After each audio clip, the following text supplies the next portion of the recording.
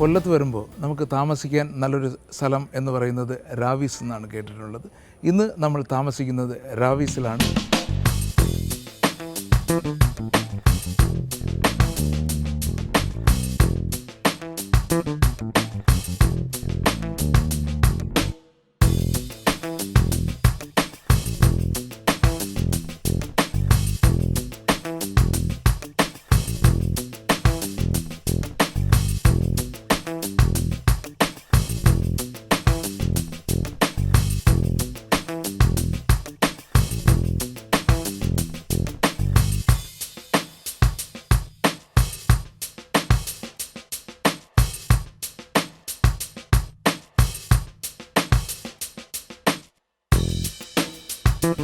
ഇവിടെ പല കാറ്റഗറിയിലുള്ള റൂംസ് ഉണ്ട് അല്ലേ സാർ? 4-5 കാറ്റഗറി റൂംസ് ഉണ്ട്.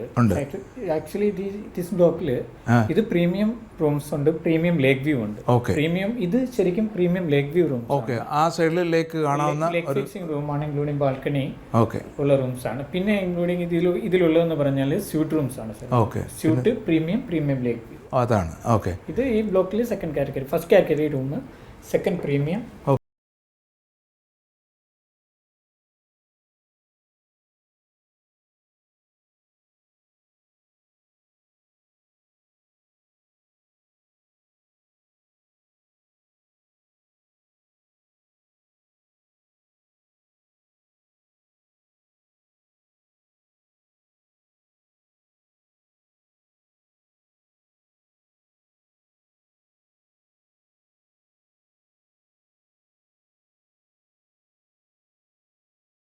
അതിൻ്റെ ബാക്ക്ഗ്രൗണ്ട് എന്ന് പറയുന്ന അഷ്ടമുടി കായലാണ്.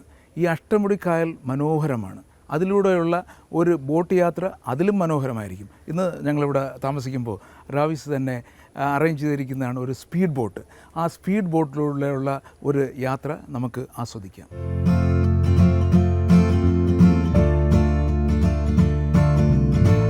അഷ്ടമുടി കായലിലെ അന്നനട തോണിയിലെ ചിന്നക്കിളി ചിങ്കാരക്കിളി, അതിൽ തന്നെ ഒരു റൊമാൻസ് ഉണ്ട്.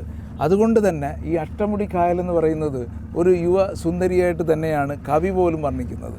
ഞാൻ ഇതിൻ്റെ അടുത്ത് താമസിക്കുന്ന ഒരാളാണ്, ട്രിവാൻഡ്രം താമസിക്കുന്നതാണ്. എന്നിട്ട് വരെ ആദ്യമായിട്ടാണ് അഷ്ടമുടി കായലിലൂടെ ഇങ്ങനെ യാത്ര ചെയ്യാൻ ഒരു അവസരം ലഭിച്ചത്. വളരെ മനോഹരമായിരിക്കുന്നു. ഇപ്പോൾ കേരളത്തിലുള്ള എല്ലാ ഡെസ്റ്റിനേഷനെ കുറിച്ചിട്ടും ഒരു വിവരണം നമ്മുടെ ആൾക്കാർക്ക് കൊടുക്കുക.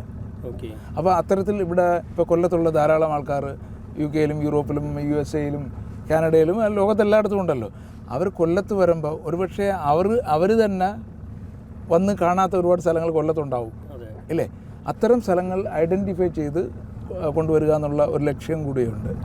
ഞാനും പല സ്ഥലങ്ങളിലും പോയിട്ടുണ്ടല്ലോ. അപ്പോഴെല്ലാം നമ്മളിപ്പോൾ കാണുമ്പോൾ ഇതെല്ലാം കാണുമ്പോൾ നമുക്ക് പെട്ടെന്ന് തോന്നും ഇതിനകത്ത് ആനയും മൃഗങ്ങളൊക്കെ ഉള്ള കണക്കുള്ള ഒരു വന്യമൃഗങ്ങളുള്ള ഒരു ഏരിയ പോലെ ഫീൽ ചെയ്യുകയും ചെയ്യുന്നുണ്ട്. പക്ഷേ അത്തരം സ്ഥലമല്ല ഇത്. ഇത് ആൾ താമസമുള്ള, ഇത് ശരിക്കും എന്താ പറയുക, ഹ്യൂമൻ ബീങ്സ് ഇൻഹാബിറ്റ് ചെയ്യുന്ന ഒരു സ്ഥലം, ഇഷ്ടംപോലെ ജനവാസമുള്ളൊരു സ്ഥലമാണത്. ഓക്കെ, അതെ. ഈ റാവിസിനെ പോലെയുള്ള വലിയ വലിയ സംരംഭങ്ങൾ കൊല്ലത്ത് വരുന്നത് കൊണ്ട് തന്നെ ലോകത്തുള്ള ഈ ടൂറിസ്റ്റുകൾ ഇവിടത്തേക്ക് അട്രാക്റ്റ് ചെയ്യപ്പെടും ഇല്ലേ? അവർക്ക് വരുമ്പോൾ ഒരു നല്ലൊരു അക്കോമഡേഷൻ ഉണ്ടാവണമെന്നുള്ള വെരി ഇമ്പോർട്ടൻ്റ് ആണ്. പിന്നെ അവർക്ക് പോയി കാണാനുള്ള സൗകര്യങ്ങളും പിന്നെ ഇങ്ങനെ പീസ്ഫുള്ളായിട്ട് ഇരിക്കാനുള്ള സൗകര്യങ്ങളും. ഇപ്പോൾ കൊല്ലത്ത് പറയുകയാണെങ്കിൽ സീ സൈഡുണ്ട്, വേണമെങ്കിൽ ഹിൽ സ്റ്റേഷനിൽ പോകാം അല്ലേ? പിന്നെ നമുക്ക് ഇവിടെ ഫിഷിംഗ് നെറ്റ്സ് ഒക്കെ ഉണ്ടെന്ന് വിചാരിക്കുന്നു അല്ലേ? ചൈനീസ് ഫിഷിംഗ് നെറ്റ്സ് ഒക്കെ ഉണ്ട്. അപ്പോൾ ഒരുവിധപ്പെട്ട എല്ലാ കാര്യങ്ങളും കൊല്ലത്ത് വന്നാലും നമുക്ക് അനുഭവിക്കാൻ കഴിയും അല്ലേ? തീർച്ചയായിട്ടും. പിന്നെ അത് മാത്രമല്ല, ഇതിൽ ഒരു കാര്യം കൂടെ നമ്മൾ മനസ്സിലാക്കേണ്ടത്, ഈ അഷ്ടമുടി ലേക്ക് എന്ന് പറയുന്നത് ഒരു കാം ലേക്കാണ്. ഈ ലേക്കിൽ തീരെ അണ്ടർ കറൻസ് ഇല്ല. അപ്പോൾ ഇവിടുത്തെ ലോക്കൽസ് തന്നെ ഒരു കരയിൽ നിന്ന് അടുത്ത കരയിലേക്ക് നീന്തി പോകുന്നവരും ഉണ്ട്. കാരണം അത്രയും സോഫ്റ്റും ഒട്ടും വയലന്റ് അല്ല ഈ റിവർ. ഓക്കെ,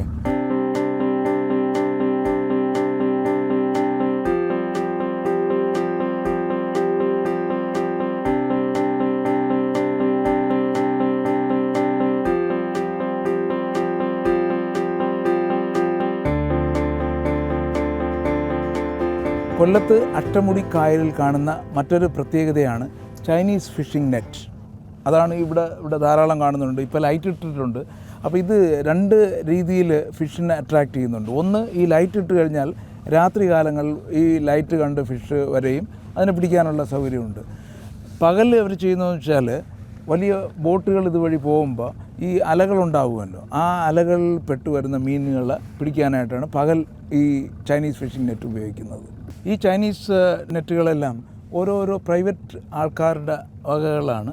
അപ്പോൾ അവരുടെ ഉപജീവന മാർഗ്ഗമാണ് ഈ ഓരോ ചൈനീസ് നെറ്റ് എന്ന് പറയുന്നത്. പിന്നെ ഈ ഏരിയ എവിടെ നോക്കിയാലും നമ്മളൊരു ഫിഷിങ്ങിൻ്റെ ഒരു ടച്ച് കാണാൻ പറ്റും.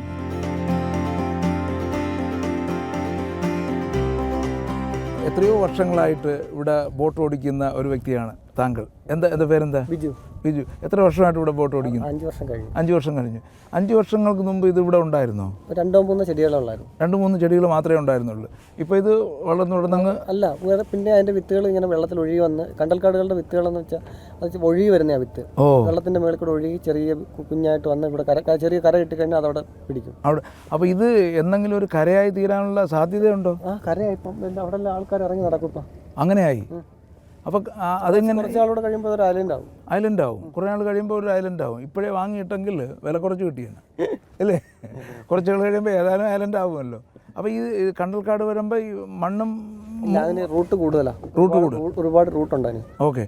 അപ്പോൾ അതിനിടയ്ക്ക് നടക്കുന്നു എന്ന് പറയുമ്പോൾ ഇതിൻ്റെ റൂട്ടിലൂടെയാണ് നടക്കുന്നത്. അവിടെ മണ്ണായി ചെളിയക്കലും വന്ന് അടിഞ്ഞ് മണ്ണായി. ഇത് നിൽക്കുമ്പോൾ ഇനിയിപ്പോൾ വരുന്ന മണ്ണുകൾ വന്ന് അടിഞ്ഞ് അതൊരു ഐലൻഡ് ആവും. അതിന് നേരെ ഓപ്പോസിറ്റ് കടലാണ്. അപ്പോൾ കടലിൽ നിന്ന് ഏറ്റവും ഇറക്കത്തിന് എക്കൽ വരും. ഓക്കെ. ആ എക്കൽ വന്ന് ഇവിടെ അടിഞ്ഞ് ഇതിപ്പോൾ അതായത് കുറച്ച് വർഷം കഴിയുമ്പോൾ ഇവിടെ ഒരു ഐലൻഡ് നമുക്ക് പ്രതീക്ഷിക്കാം. ആ കാണുന്നതെല്ലാം ചെറിയ ചെറിയ ഐലൻഡുകളാണ്. ഓക്കെ. ഇത് മേടിക്കാനൊരു മാർഗ്ഗവും ഇല്ലല്ലേ? ഏതായാലും വളരെ നന്ദി. Thank you.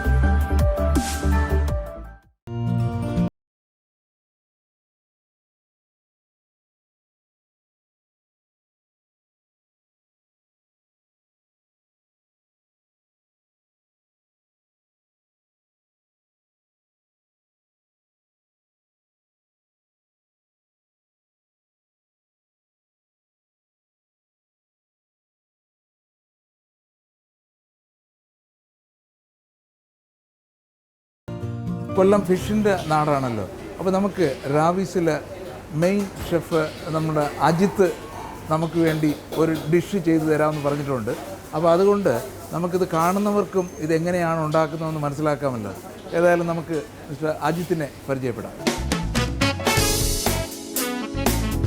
മിസ്റ്റർ അജിത്ത്, നമസ്കാരം. ഏതായാലും ഇവിടെ വന്നപ്പോഴത്തേക്ക് ഇവിടുത്തെ ഫുഡൊക്കെ കഴിച്ചു, വളരെ നന്നായിരുന്നു. അപ്പം നമുക്ക് അറിയേണ്ടത്, നമുക്ക് വേണ്ടി ഒരു ഡിഷ് ഉണ്ടാക്കി തന്നു കഴിഞ്ഞാൽ നമ്മുടെ പ്രേക്ഷകർക്കും അതെങ്ങനെയാണ് ഉണ്ടാക്കുന്നതെന്ന് മനസ്സിലാക്കാം. ഇത്രയും നല്ല ടേസ്റ്റിൽ എങ്ങനെയാണ് റാവിസിൽ ഫുഡ് ഉണ്ടാക്കുന്നത്. ഇന്ന് നമുക്ക് വേണ്ടി ഏതാണ് ചെയ്യാൻ നമ്മൾ എടുത്തിരിക്കുന്നത്? കൊല്ലത്തെ ഏറ്റവും ലോക്കലായിട്ട് സാധനമാണ്. ഓക്കെ. അത് മുരിങ്ങ, അതായത് ഓയിസ്റ്റർ മീറ്റ്. ഓക്കെ. അപ്പോൾ ഇത് കല്ലിമേക്ക എന്ന് പറയുന്നത് ഇതുമായിട്ട് എന്തെങ്കിലും ബന്ധമുണ്ടോ? അതിൻ്റെ ചെറുതാണ്? അതല്ല, ഇത് വേറൊരു സ്പീഷീസ്. അത് വേറൊരു, ഇത് എൻറ്റയർലി ഡിഫറെൻ്റ് ആണ്. ഓക്കെ. നമ്മൾ ഇവിടെ ഒരു ചെറിയൊരു നെർവ് എൻഡിങ് ഉണ്ട്, അതിലേക്ക് കയറ്റിയിട്ട് നമ്മൾ ട്വിസ്റ്റ് ചെയ്യണം.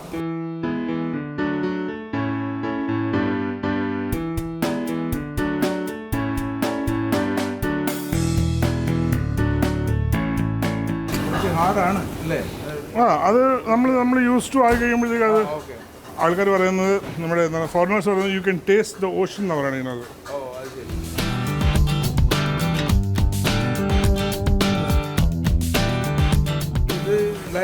ഇത് ലൈവാണ് ഇപ്പം. സാർ പിടിച്ചത്. ഓക്കെ. അത് സാറിന് വേണ്ടി ടേസ്റ്റ് ചെയ്യിപ്പിക്കാതെ, പക്ഷെ തീർച്ചയായിട്ടും വേണം. നമ്മുടെ എന്താ പറയുക,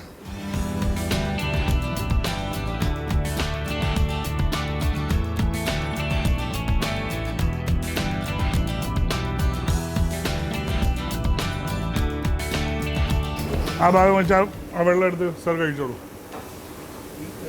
ഇങ്ങനെ ഇങ്ങനെ ഇങ്ങനെ പിടിച്ചിട്ട് അതിനെടുത്തോ, വായിക്കോട്ട് കംപ്ലീറ്റ് എടുത്തോ. ഇത് ലൈവ് ഫിഷ്, ഇത് ലെമണും മറ്റേ ടൊബാസ്കോ സോസും കൂടെ ഒഴിച്ചിട്ട് ഞാൻ കഴിക്കണമെന്നാണ് പറയുന്നത്. അതെ, തീർച്ചയായിട്ടും. ഇതുവരെ കഴിച്ചിട്ടില്ല.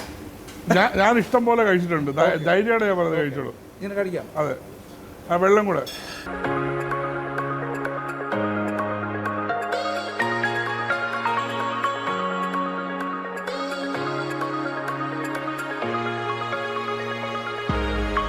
ആദ്യമായിട്ട് ഒരു ലൈവ് ഫിഷ് കഴിക്കുകയാണ്. പ്രശ്നമാവുമെന്ന് അറിയത്തില്ല, പക്ഷേ പ്രശ്നമില്ലെന്ന് ഷെഫ് പറഞ്ഞതുകൊണ്ട് ഞാൻ കഴിച്ചു. അതായത് ഇപ്പം നിങ്ങൾ കഴിച്ചിരിക്കുന്ന is one of the most healthiest food in the world.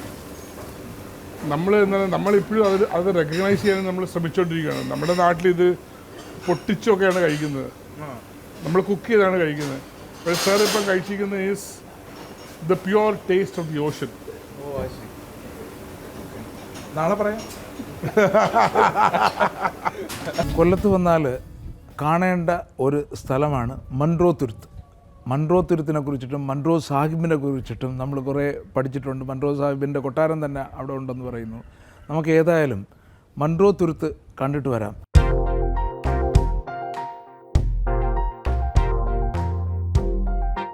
കൊല്ലത്ത് വന്നപ്പോൾ രാവിസ് തന്നെ നമുക്ക് ഒരു സ്പീഡ് ബോട്ട് അറേഞ്ച് ചെയ്ത് തന്നിരിക്കുകയാണ് മൺട്രോ തുരുത്തിൽ പോകാനായിട്ട്.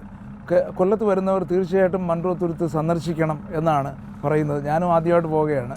മൺട്രോ തുരുത്തിൻ്റെ പ്രത്യേകത എന്ന് പറഞ്ഞാൽ ചെറിയ ചെറിയ ഐലൻഡുകളാണ്. അവിടെ വേലിയേറ്റം വരുമ്പോൾ താമസക്കാരുടെ വീട്ടിലെല്ലാം വെള്ളം കയറുന്ന ഒരു അവസ്ഥ വരെ ഉണ്ട്. അങ്ങനെയാണെങ്കിൽ ഇപ്പോൾ അത് മുങ്ങിക്കൊണ്ടിരിക്കുന്ന ഒരു ഐലൻഡാണെന്ന് വരെ ആൾക്കാർ പറഞ്ഞു തുടങ്ങിയിട്ടുണ്ട്.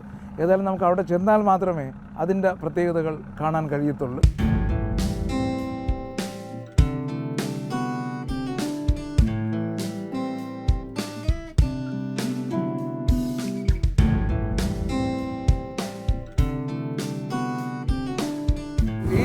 ട്രിപ്പ് 60-70 കിലോമീറ്റർ സ്പീഡിലാണ് പൊയ്ക്കൊണ്ടിരിക്കുന്നത്. അപ്പോൾ ഇത് ജലഗതാഗതം എന്ന് പറയുന്നത്, അപ്പോൾ നമുക്ക് ട്രാഫിക് ഒന്നുമില്ലാതെ എത്രയും പെട്ടെന്ന് എത്താൻ കഴിയുന്ന ഒരു മാർഗമാണ് ഈ അഷ്ടമുടി കായലിലൂടെയുള്ള ഈ യാത്ര.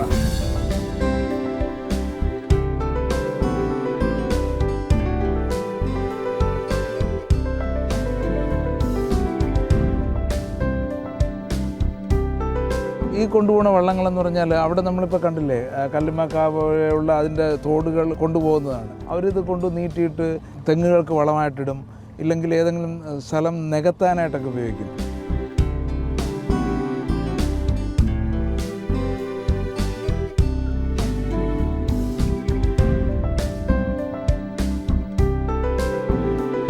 കായലിൽ നിന്ന് പിടിക്കുന്ന മീനെല്ലാം കൊണ്ടുവന്ന് ലേലം ചെയ്യുന്ന സ്ഥലമാണത്.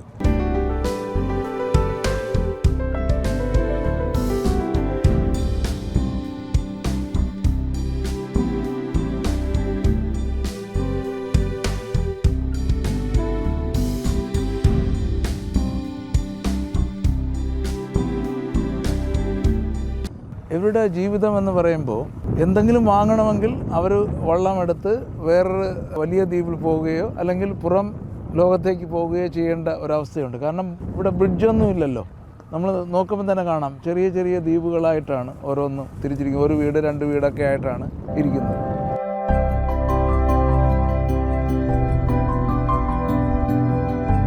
കുക്കിംഗ് ഗ്യാസാണ് വള്ളത്തിലാണ് കൊണ്ടുപോകുന്നത്.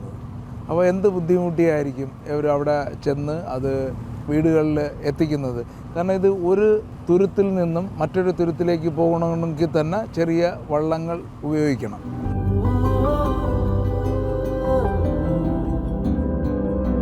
നമ്മൾ കൊല്ലം എന്ന് പറഞ്ഞത് ഒരു ഹോളിഡേ ഡെസ്റ്റിനേഷൻ എന്നുള്ള രീതിയിലാണ് നമ്മൾ തുടങ്ങിയതെങ്കിലും അരമണിക്കൂർ അവിടെ നിന്ന് ട്രാവൽ ചെയ്ത് ഇങ്ങോട്ടെത്തി. വെള്ളത്തിലൂടെ ട്രാവൽ ചെയ്ത് എത്തിയപ്പോഴാണ് നമ്മൾ മൺട്രോ തുരുത്തിൻ്റെ വിശേഷങ്ങൾ മനസ്സിലാക്കാൻ കഴിഞ്ഞത്. മൺട്രോ തുരുത്തിലെ ആൾക്കാർ ഏത് രീതിയിലാണ് ജീവിക്കുന്നതെന്നും അവർക്കുണ്ടാകുന്ന ബുദ്ധിമുട്ടുകൾ. ട്രാവൽ ചെയ്യണമെങ്കിൽ വള്ളത്തിലൂടെ ട്രാവൽ ചെയ്യാൻ പറ്റത്തുള്ളൂ, കാരണം വെള്ളമാണ് എല്ലാ സ്ഥലത്തും. പക്ഷേ ഇവർക്ക് കുടിക്കാൻ വെള്ളമില്ലെന്നുള്ളതാണ് സത്യം. ഇതെല്ലാം ഉപ്പ് വെള്ളമാണ്. അവിടെ എവിടെ കുഴിച്ചാലും ഉപ്പ് വെള്ളമാണ് കിട്ടുന്നത്.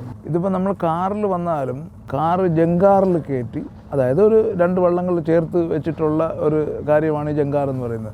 എന്നിട്ട് മറ്റു തുരുത്തിലേക്ക് കൊണ്ടുപോയിട്ട് അവിടെ നിന്നേ പോകാൻ പറ്റുള്ളൂ.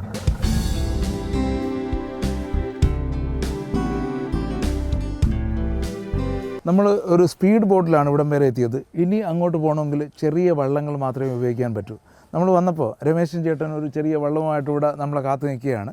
അപ്പോൾ രമേശൻ ചേട്ടൻ നമ്മളെ ഈ ചെറിയ ജലപാതയിലൂടെ മൺട്രോ തുരുത്തിൻ്റെ എല്ലാ ഭാഗങ്ങളും കാണിച്ചു തരും, ഇല്ലേ? നമുക്കെന്നാൽ അങ്ങോട്ട് പോവാം. ഓക്കെ.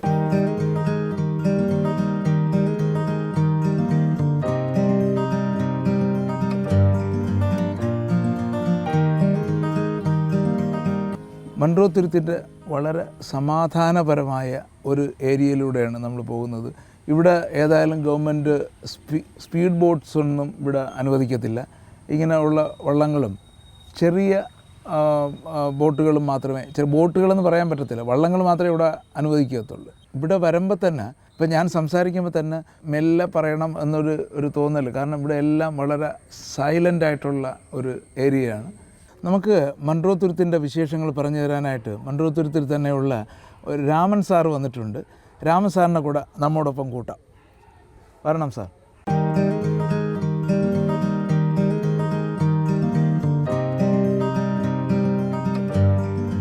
അപ്പോൾ ഞങ്ങൾ കൊല്ലത്ത് വന്നു, കൊല്ലമെല്ലാം കണ്ടു. അപ്പം മൺട്രോ തുരുത്തിനെ കുറിച്ച് കേട്ടു. അപ്പം മൺട്രോ തുരുത്ത് എന്ന് പറയുന്നത് മൺട്രോ സാഹിബിനെ തുടങ്ങി ഒരു ചരിത്രം തന്നെ ഉള്ള ഒരു സ്ഥലമാണ്. അപ്പോൾ എന്താണ് ഈ മൺട്രോ തുരുത്തിനെ കുറിച്ച് പറയാനുള്ളത്? ഇപ്പോൾ നിങ്ങൾ കാണുന്ന ഈ മനോഹരമായൊരു, ഇവിടെ വരുമ്പോൾ തന്നെ ഒരു സൈലൻസ് ഫീൽ ചെയ്യുന്നുണ്ട് കേട്ടോ. നിങ്ങൾ ഒരുപാട് വിനോദസഞ്ചാര കേന്ദ്രങ്ങളൊക്കെ പോയിട്ടുണ്ടെങ്കിലും എക്കോ ഫ്രണ്ട്ലി ആയിട്ട്, അതായത് മറ്റ് മാലിന്യങ്ങളൊന്നുമില്ല, ഒരു തരത്തിലുള്ള മാലിന്യമില്ല. അങ്ങനെ വളരെ എന്തുകൊണ്ടും ഫ്രണ്ട്ലി ആയ ഒരു അറ്റ്മോസ്ഫിയർ ഇന്ന് നിങ്ങൾ കാണുന്നതിന് മുമ്പുള്ള ഈ ചരിത്രമായി ചോദിക്കുന്നു. അതെ അതെ, അതെന്ന് പറയുമ്പോൾ റാണി സേതു ലക്ഷ്മിഭായിയുടെ കാലഘട്ടം മുതലുള്ളതാണ് മിക്കവാറൊക്കെ രേഖപ്പെടുത്തിയിട്ടുള്ളത്. അപ്പോൾ അവിടെ പൊതുവേ ജനവാസ യോഗ്യ കുറവാണ്, ആണെന്ന് പറയണ്ടല്ലോ, വളരെ വളരെ അപൂർവമാണ്.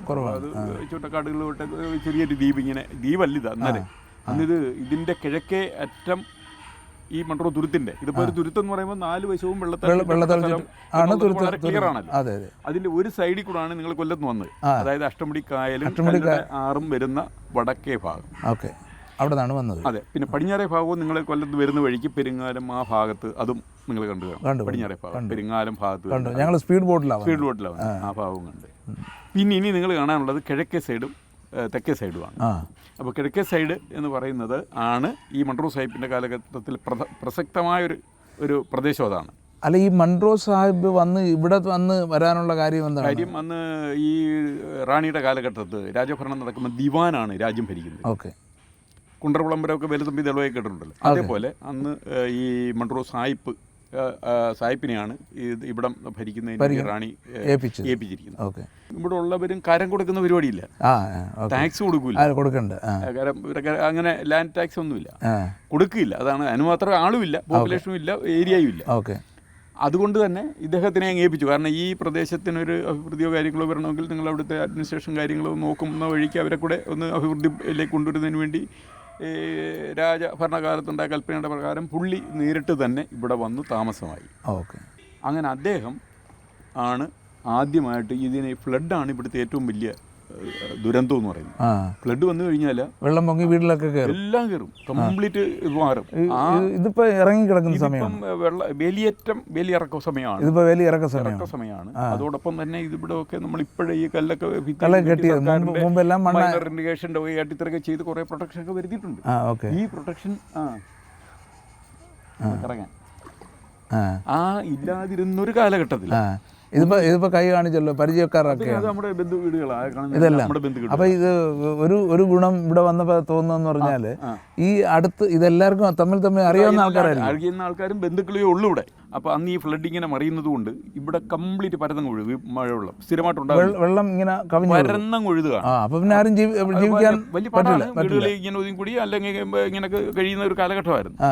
അങ്ങനെ ഇരിക്കുമ്പോഴാണ് ഈ സായിപ്പ് പെട്ടെന്ന് തന്നെ അദ്ദേഹം വളരെ ഇത് അഡ്മിനിസ്ട്രേറ്റീവ് ലെവലിൽ അദ്ദേഹം അവിടെ ഒരു ആ നദിയിൽ നിന്ന് കുറച്ച് വെള്ളം ഇതുപോലെ ഡൈവേർട്ട് ചെയ്ത് അപ്പുറത്ത് ആ കായലാണ് അഷ്ടമുടി കായലിൻ്റെ ഒരു മുടിയാണ് അതിലേക്ക് വിട്ടു. അഷ്ടമുടി എന്ന് പറഞ്ഞാൽ 8 മുടി എന്നാണ്. ഓ അത് ശരി, അഷ്ടമുടി കായൽ. അഷ്ടമുടി കായൽ, ഈ കായലിന് 8 മുടികൾ ഇങ്ങനെ അങ്ങോട്ട് കയറി കിടപ്പുണ്ട്. ഓ അത് ശരി. അതുകൊണ്ട് ഈ കാവിറ്റീസ് ഉണ്ട്. ഓക്കെ.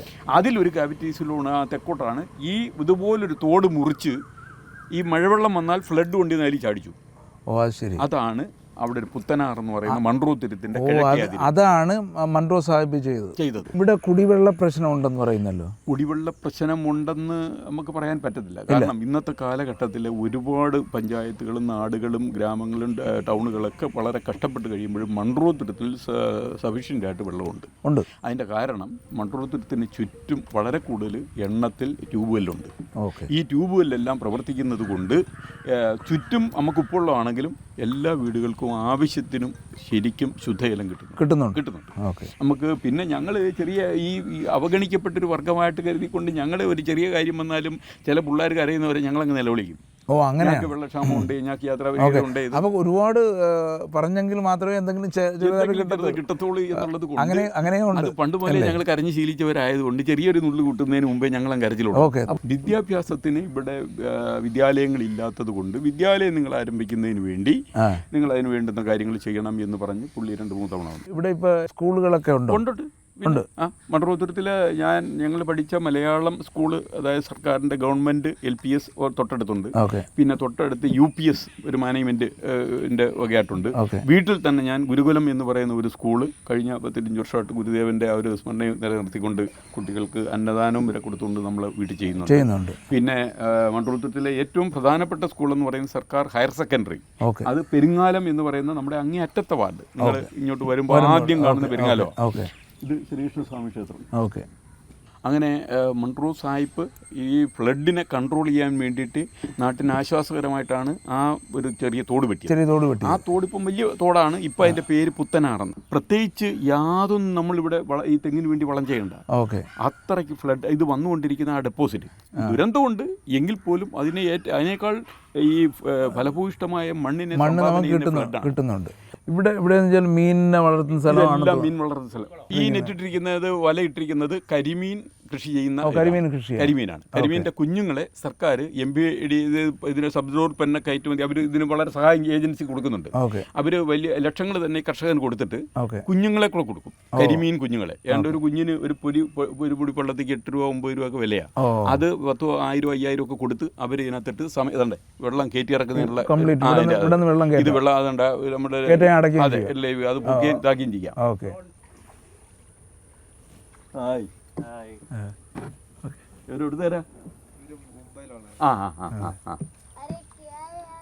ഞങ്ങൾക്ക് പോയിട്ട് വീണ്ടും കുറേ സ്ഥലങ്ങൾ കൂടി കവർ ചെയ്യാനുള്ളത് കൊണ്ടും ഞങ്ങളതുകൊണ്ട് തിരിച്ചു പോവുകയാണ്. ഇനിയും ഇതിനകത്ത് മൺട്രോ തുരുത്തിനകത്ത് തന്നെ ധാരാളം സ്ഥലങ്ങൾ ചുറ്റാനുണ്ട്. ചെറിയ ചെറിയ തോടുകളിലൂടെ പോയി കഴിഞ്ഞാൽ ഒരുപാട് പുതിയ അനുഭവങ്ങൾ നമുക്ക് സമ്മാനിക്കും. അതുകൊണ്ട് യൂറോപ്പിൽ നിന്ന് അല്ലെങ്കിൽ വിദേശത്തു നിന്ന് വരുന്ന മലയാളികൾ തീർച്ചയായിട്ടും എപ്പോഴെങ്കിലും ഒരു പ്രാവശ്യം മൺട്രോ തുരുത്തിൽ വന്ന് ഒന്ന് എക്സ്പീരിയൻസ് ചെയ്യണം. കൊല്ലത്ത് വന്നിട്ട് 5 സ്റ്റാർ ഹോട്ടലിൽ താമസിച്ചിട്ട് വന്നാൽ മതി. എന്നാൽ തന്നെയും നമുക്ക് രണ്ടും കിട്ടും. 2 അനുഭവങ്ങളാണ്. ഇതൊരു പാലമാണ്. ഇതിൽ കൂടെ എനിക്ക് നടക്കണമെന്ന് പറഞ്ഞു കഴിഞ്ഞാൽ കുറച്ച് ബുദ്ധിമുട്ടായിരിക്കും. അങ്ങനെയുള്ള കുറേ എക്സ്പീരിയൻസ് നമുക്കിവിടെ വന്നാൽ കിട്ടും. ഏതായാലും ഇത്രയും സൈലൻസിലൂടെ നമ്മൾ വള്ളം തുഴഞ്ഞ് പോകുമ്പോൾ ഇപ്പോൾ അഷ്ടമുടി കായലാണല്ലോ. അഷ്ടമുടി കായലിലേക്ക് ചേരാൻ പോവുകയാണ്. നമുക്ക് അഷ്ടമുടി കായലിലെ എന്നെ പാടാം. ആവട്ടെ രാമസാറേ. അഷ്ടമുടി കായലിലെ അന്നനടത്തോണിയിലെ ചിന്ന കിളി ചിങ്കാരക്കിളി ചൊല്ലുമോ എന്നെ നിനക്കിഷ്ടമാണോ.